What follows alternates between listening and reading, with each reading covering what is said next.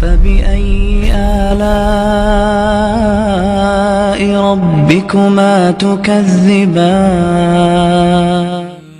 آپ نے فرمایا من یاخذ عنی ہؤلاء الکلمات، کوئی ہے مجھ سے یہ چند باتیں سیکھ لے، فیعمل بہن، خود عمل کر لے، اور یعلم من یعمل بہن، یا کسی ایسے کو بتا دے جو ان پر عمل کر لے، میں قربان جاؤں۔ آگے بتانے کے لیے خود عمل کو بھی شرط قرار نہیں دیا کہ پہلے خود عمل کرو پھر کسی کو کہو۔ ہمارے پورے ملک میں یہ غلط مفروضہ قائم ہے کہ کسی کو خیر کی بات اس وقت کہو جب تم خود بھی عمل کرتے ہو۔ یہ مشہور حدیث ہے اور صحیح حدیث ہے، اور سارے بڑی 6 کتابوں میں یہ ہے۔ آپ نے فرمایا کہ کوئی ہے مجھ سے چند باتیں سیکھ لے، خود عمل کر لے، یا کسی عمل والے کو بتا دے۔ تو معلوم ہوا کہ کسی کو بتانا ہر حال میں ہمارے ذمے ہے، چاہے اپنا عمل ہو یا نہ ہو، وہ خیر ایک الگ بات ہے۔ تو ابو ہریرہ کہنے لگے یا رسول اللہ میں تیار۔ تو آپ نے فرمایا، آپ نے ان کا ہاتھ پکڑا اور یوں انگلی یوں نا ایسے انگلی کو ایسے اپنے ان کی ہتھیلی کے ساتھ لگایا اور فرمایا کہ اتق المحارم تکن اعبد الناس، ابو ہریرہ گناہ چھوڑ دے سب سے بڑا عبادت والا بن جائے گا۔ فی الحال میں اسی مضمون کو بیان کرنا چاہتا ہوں، لیکن پوری حدیث سناتا ہوں۔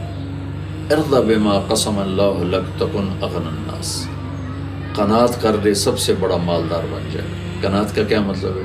کہ دنیا کی ریس لگانا چھوڑ دے، کمانا نہیں، ریس لگانے والا ہمیشہ بھوکا ہوتا ہے، چاہے وہ بلینئر ہو، چاہے وہ کھربوں پتی ہو، چاہے سونے چاندی کے محلوں میں رہتا ہو، اگر وہ ریس میں ہے تو اس سے بھوکا اور فقیر کوئی نہیں، اور جو اپنی مرضی سے کماتا ہے اور جاتا ہے اس سے بڑا غنی کوئی نہیں۔ تو آپ نے فرمایا ریس لگانا چھوڑ دے سب سے بڑے غنی بن جاؤ۔ پھر تیسری انگلی کو ایسے یوں نیچے کیا اور فرمایا احسن الی جارک تکن مؤمنا، پڑوسی سے اچھا سلوک کر چاہے کوئی بھی ہو تو تو ایمان والا بنے گا، کامل ایمان والا بنے گا۔ پھر چوتھی انگلی کو ایسے نیچے کیا، احب للناس ما تحبه لنفسک تکن مسلما، جو اپنے لیے پسند ہے وہ دوسروں کے لیے پسند کر تو تو پکا مسلمان بنے گا۔ پھر پانچویں کو ایسے کیا، لا تکثر الضحک فإن کثرة الضحک تمیت القلب، ہر وقت نا ہنستا رہے، کہ ہر وقت ہنستے رہنا دل کو مردہ کر دیتا۔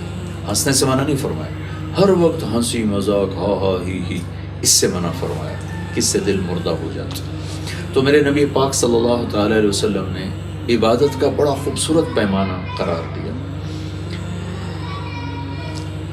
گناہ چھوڑ دو سب سے بڑے عبادت گزار بن جاؤ۔ اگر آپ یوں کہتے ہیں کہ اتنے نفل پڑھو تو عبادت والے ہو، اتنے روزے رکھو تو زیادہ عبادت والے ہو، تو کوئی کرتا کوئی نہ کرتا۔ آپ نے نہ کرنا کہا، سبحان اللہ، کتنا خوبصورت بات ہے۔ یہ میرے سامنے لوگ بیٹھے ہیں، میں ان سے کہوں بھائی اٹھو بھائی 5 کلومیٹر کی دوڑ لگاؤ، تو کوئی لگا سکے گا، کوئی نہیں لگائے گا۔ اور میں ان سب سے کہوں بیٹھے رہو، تو بیٹھنے میں سب کو سہولت ہے، سب کے لیے آسانی ہوگی۔ تو میرے نبی نے یہ نہیں فرمایا کہ یہ نیکیاں کرو تو سب سے بڑی عبادت والے ہو، فرمایا گناہ چھوڑ دو تو سب سے بڑے عبادت والے بن گئے۔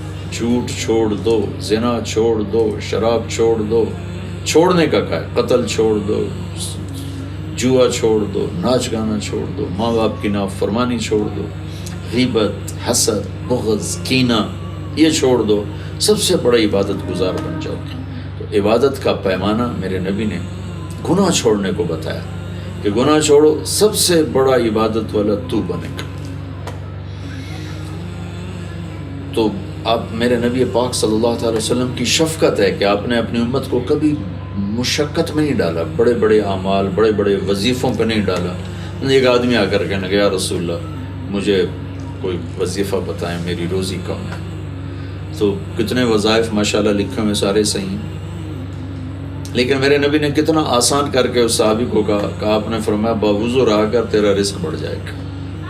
تو باوضو رہنے میں نہ کوئی مصلی پہ بیٹھنا پڑتا ہے، نہ کوئی نفل پڑھنے کی بات ہے، نہ کوئی تسبیح پڑھنے کی بات ہے، آسان کام ہے۔ وہ جب وضو ٹوٹے وضو کر لو، اللہ تیرا رزق بڑھا دے گا۔